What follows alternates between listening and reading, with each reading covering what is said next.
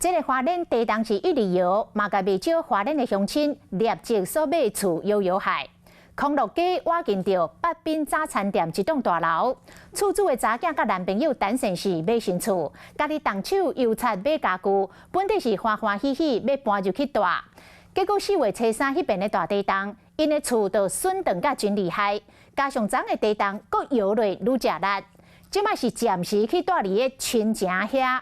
更较害的是，因这栋大楼总共36户，敢若因7户风大黄单，所以县政府根本嘛无法度帮因申请补助。这个是这一次掉下来的。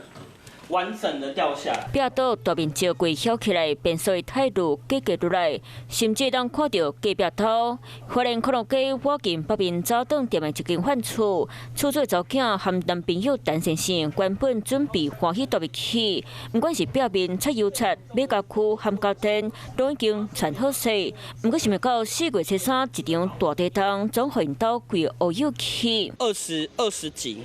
包含我们的电器、冷气、冰箱、洗衣机，然后电线、电灯，然后一个0403就这样了，就是很难过。明明自己有家，然后你却有家归不得。4月23真礼拜以前，或情形是更加险察天火土，处理的水管别开，表面的裂缝嘛拿来拿大损。我们会怕它直接塌下来，会左右撞下来，因为那一面更惨。然后你看哦，现在我们连这门它是。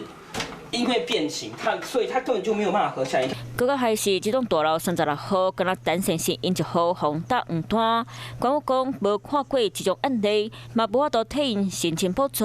我们这户是黄单，那我们没有整户，我们没有整栋是黄单，然后所以县府也没有办法帮助我们恢复家园，然后还有后续的。单身是讲，因即马敢会当暂时借住伫咧亲戚因头，那花莲官府嘛当伫咧了解状况。